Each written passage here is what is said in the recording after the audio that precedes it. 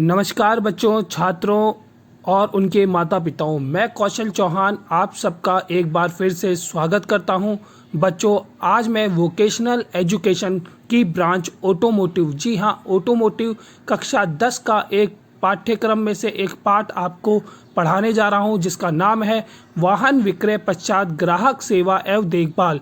जी हाँ, वाहन को विक्रय करते समय या बेचते समय या खरीदते समय उसका क्या क्या सावधानियां रखनी चाहिए, क्या क्या देखभाल करनी चाहिए, इस पाठ के अंदर हम यह सब पढ़ेंगे। तो चलिए स्टार्ट करते हैं अपना कक्षा 10 का यह पाठ। बच्चों, हम किसी भी चीज़ को खरीदते हैं बाजार से तो हम एक ग्राहक बन के उस दुकान पे जाते हैं। तो सबसे पहली महत्वपूर्ण बात है कि आप एक ग्राहक है। जो आपको सामान बेचता है वह कंपनी प्रतिनिधि या सेल्समैन कहलाता है। बच्चों, सबसे पहले हम इस पाठ का परिचय पढ़ेंगे। जब आप शोरूम के अंदर वाहन खरीदने जाते हैं तो वहाँ आपको एक सेल्समैन बोलता है, जिसे हम कंपनी के प्रतिनिधि भी कह सकते हैं। तो पहला पॉइंट है, कंपनी के प्रतिनिधि के द्वारा ग्राहक का पूरा ध्यान देना चाहिए तथा ग्राहक को सभी जानकारी प्रदान करनी चाहिए। जब कोई ग्राहक किसी शोरूम में आता है तो कंपनी के प्रतिनिधि को ग्राहक का पूरा ध्यान रखना चाहिए तथा उसको संपूर्ण जानकारी जो वाहन लेना चाहता है उसकी पूरी प्रदान करनी चाहिए। दूसरा पॉइंट है, ग्राहक सेवा एक अनुभव है जहां उत्पाद या सेवा में जो ग्राहक की अपेक्षा को खरीदने से पहले और खरीदने के बाद संपूर्ण किया जाता है। ग्राहक क्या है, शोरूम के अंदर आता है तो उसके मन में बहुत सारी जिज्ञासा होती है कि कौन सा वाहन खरीदें, कौन से सीसी का खरीदें, कितने कॉस्ट का खरीदें। तो इन सब की जो संपूर्ण जानकारी है उस ग्राहक प्रतिनिधि के द्वारा उसकी जिज्ञासा को दूर किया जाता है। ग्राहक क्या है, समर्थन सेवाओं का एक परिसर है। जो शोरूम में एक परिसर है, वहाँ क्या है, ग्राहकों का जो जिज्ञासा है वो दूर की जाती है और वाहन की खरीद या रखरखाव में भी सहायता करता है। वो परिसर क्या करता है, उसको विक्रय भी करता है वाहन को और उसकी मरम्मत में, जैसे कि मरम्मत किस कारण से होती है कि जो सर्विस है, वर्कशॉप सेंटर है, वहाँ उस वाहन के जो शेड्यूल है कि first service, second service, third service, वो सारी सर्विस के भी की जाती है उस शोरूम के द्वारा। तो वो सारा का सारा क्या है, एक परिसर है जिसके बारे में वहाँ योजना, स्थापन, प्रशिक्षण, दोष निवारण आदि कार्य भी किया जाता है। बच्चों, आगे वाला पॉइंट है ग्राहक सेवा के महत्वपूर्ण पहलू। जी हाँ बच्चों, जो ग्राहक सेवा है उसका महत्वपूर्ण पहलू क्या है, तो उसके बारे में फील गुड फैक्टर के रूप में जाना जाता है। फील गुड यानी ग्राहक को अच्छा अनुभव महसूस करवाना, उसको फील गुड कर देना। वो किससे कौन करता है, कंपनी का प्रतिनिधि, वो सेल्समैन उसको फील गुड फैक्टर करवाता है। एक छोटा सा उदाहरण दूंगा। जो आपके विषय है वो 6 विषय है आपके जो मेनली विषय है, लेकिन उसमें से आपको किसी को मैथ्स सब्जेक्ट अच्छा लगता है, किसी को साइंस अच्छा लगता है, किसी को आर्ट्स अच्छा लगता है, किसी को सोशल साइंस लगता है। तो ये क्या है, उस सब्जेक्ट में आपकी रुचि, तो इसे फील गुड फैक्टर कहा जाता है। इसके जो मुख्य लक्ष्य है वो है ग्राहक को अच्छा अनुभव प्रदान करना तथा उनको उत्पाद की पूर्ण जानकारी देना। जो भी वाहन वो खरीदने आया है उसकी संपूर्ण जानकारी ग्राहक को देना। सबसे पहला पॉइंट है इसके अंदर, जो कंपनी प्रतिनिधि, जो सेल्समैन है, इसको ध्यान रखना चाहिए अपने उत्पाद के बारे में जाने। जो भी वो बेच रहा है उसको उसकी पूरी नॉलेज होनी चाहिए, उसकी जानकारी होनी चाहिए। ग्राहक को उत्पाद की पूर्ण जानकारी के विशेषज्ञ ने मतलब उसे बताना चाहिए कि इस व्हीकल में यह क्वालिटी है। यह मैं नहीं जानता कहना उचित नहीं है। ग्राहक को अनुत्तरित प्रश्न के साथ नहीं जोड़े। ग्राहक ने कोई प्रश्न किया है तो उसका उत्तर दे। उसे ऐसे नहीं बोले कि यह मैं नहीं जानता, उसे ऐसे बोले कि सर मैं पूछ के बताता हूँ, इसके बारे में अभी बताता हूँ, कुछ समय दीजिए मुझे। इन सब बातों से आप उसको अनुत्तरित प्रश्न करके कभी नहीं छोड़ना चाहिए। इससे ग्राहक को लगता है इसमें नॉलेज की कमी है, इसको संपूर्ण जानकारी नहीं है।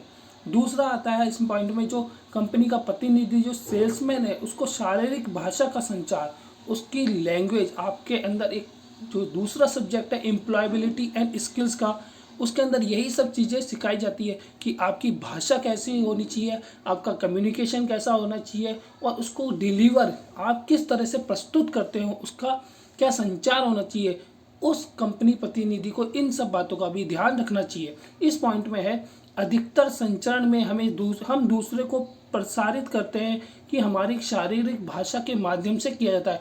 आपकी जो भाषा है, आपका जो डिसिप्लिन है, उसके द्वारा आप सामने वाले को डिलीवर करते हैं। सबसे महत्वपूर्ण बात यह है कि आपको ग्राहक की आंखों में आंखें देखकर संपर्क बनाए रखना है। आपको ऐसे नहीं कि आप बात तो कर रहे हो, ग्राहक से बोल तो रहे हो, लेकिन देख कहीं और रहे हो। इससे क्या ग्राहक को भी अच्छा नहीं लगेगा। हमेशा मुस्कुराने चाहिए बीच के दौरान और सकारात्मक बातें करनी चाहिए। हमेशा नेगेटिव बातें नहीं करनी चाहिए, पॉजिटिव बातें करनी चाहिए। इससे क्या होता है, ग्राहक को भी अच्छा लगता है और जो है कम्युनिकेशन, जो बातों का वार्तालाप है, उससे उस ग्राहक की उस वाहन लेने में रुचि भी बढ़ती है। तीसरा पॉइंट है अतिथि की आवश्यकताओं का पूर्वानुमान, कि जो भी ग्राहक वाहन खरीदने आया है उसको आपको पूर्वानुमान करना, लगा लेना है कि इस ग्राहक को क्या चाहिए। इसमें पॉइंट है अतिथि की आवश्यकताओं का पूर्वानुमान से ग्राहक को अधिक आश्चर्यचकित हो जाता है, कि ग्राहक क्या आश्चर्यचकित हो जाएगा कि इस बंदे ने, जो सेल्समैन है, मेरे पहले से जानता है कि मुझे क्या चीज़ चाहिए और मेरे लिए क्या चीज़ सही है। ग्राहक को अनुभव होगा कि आप उनका कितना ध्यान कर रहे हैं और उन्हें फील गुड फैक्टर के साथ छोड़ेंगे, जिसे हम हमेशा तलाश करते हैं। फील गुड फैक्टर के साथ आप छोड़ेंगे तो इससे आपका सेल्स का जो टर्नओवर है, जो बिक्री है, वो ज़्यादा होगी और ग्राहक उसमें भी एक पॉजिटिवनेस आएगी। नेक्स्ट पॉइंट है आपका इस चैप्टर का ऑटोमोबाइल का विक्रय व्यक्ति। जब कोई भी ऑटोमोबाइल का विक्रय करता है, जो विक्रेता होता है, उसे किन किन बातों का ध्यान रखना चाहिए। तो उसमें सबसे पहले है प्रति माह वाहन का एक न्यूनतम संख्या बेचना, कि वाहन की कितना, एक टारगेट डिसाइड कर लेना कि हमारे को इतने वाहन इस महीने में बेचने हैं। ये क्या करना, एक लक्ष्य निर्धारित करना। दूसरा पॉइंट है ग्राहक के समक्ष प्रस्ताव रखता है, उसका स्वागत करता है, सहायता या दशा प्रदान करता है कि वाहन का क्रय करना है। ग्राहक के समक्ष क्या करता है, उसका स्वागत करता है, उसको दिशा देता है कि आप ये वाहन करो, जो वाहन उसे क्रय करना है। बहुत सारे कंपनी में अलग अलग मॉडल्स आते हैं, तो आपको आपके शहर के अनुसार कौन सा मॉडल ज़्यादा बिकेगा उसका आपको पहले से ही निर्धारित कर लेना। तीसरा पॉइंट है वाहन के चयन में प्रश्न पूछकर और प्रतिक्रियाओं को ध्यान से सुनना और ग्राहक की सहायता करना। जो वाहन चयन कर रहा है उसको प्रश्न पूछे बार बार और उसके प्रतिक्रियाओं का ध्यान से सुने कि वो क्या बोल रहा है, तो इसमें भी उसकी सहायता प्रदान करना। नेक्स्ट पॉइंट है ग्राहक के खरीदने के लिए उपलब्ध सभी वैकल्पिक उपकरणों का वर्णन करना। मतलब ग्राहक क्या खरीदना चाहता है और इसके अलावा कौन कौन से मॉडल उसकी लिस्ट में है, उसको यह सभी संपूर्ण जानकारी ग्राहक को बताना। नेक्स्ट पॉइंट है ग्राहक को टेस्ट ड्राइव का अवसर प्रदान करना। सबसे मोस्टली अधिकतर शोरूम वाले यही करते हैं कि सर सबसे पहले आप टेस्ट ड्राइव कीजिए, जो मॉडल है उसका टेस्ट ड्राइव कीजिए। इससे क्या होता है, वहाँ जो ग्राहक है उस वाहन को चला के देख लेता है तो उसकी 90% जो जिज्ञासा है वो वहीं पे ही दूर हो जाती है। नेक्स्ट पॉइंट है ग्राहक की संतुष्टि के लिए उच्च स्तर का प्रतिबद्धता को दर्शाना या दर्शाते हैं। ग्राहक की संतुष्टि के लिए हाई लेवल के लिए सोचना कि जो उसकी संतुष्टि है, क्योंकि अगर किसी भी चीज़ में मिस्टेक हो जाती है, अगर हम कोई नई शर्ट भी लेकर आते हैं उसका बटन टूटा हुआ भी मिलता है तो हम हैंड टू हैंड उसको वापस करके आते हैं, तो वो तो वाहन खरीदने जाता है जो इतने कॉस्टली आते हैं, तो उसको हर चीज़ में उसकी गुणवत्ता का ध्यान रखना। नेक्स्ट पॉइंट है व्यक्तिगत आय लक्ष्य को पूरा करना तथा लक्ष्य को पूरा करने के लिए कार्यनीति बनाना। जो भी उस शोरूम का लक्ष्य है उसको पूरा करना तथा उसके लिए कार्यनीति भी बनाना कि हमारे को पर मंथ में इतने मॉडल सेल करने हैं। नेक्स्ट पॉइंट है नए उत्पादों की नवीनतम जानकारी रखना, ग्राहकों को उनके लाभ के बारे में बताना। जो नए उत्पाद आ रहे हैं बाजार के अंदर उनकी जानकारी रखना और उनको उनका लाभ बताना।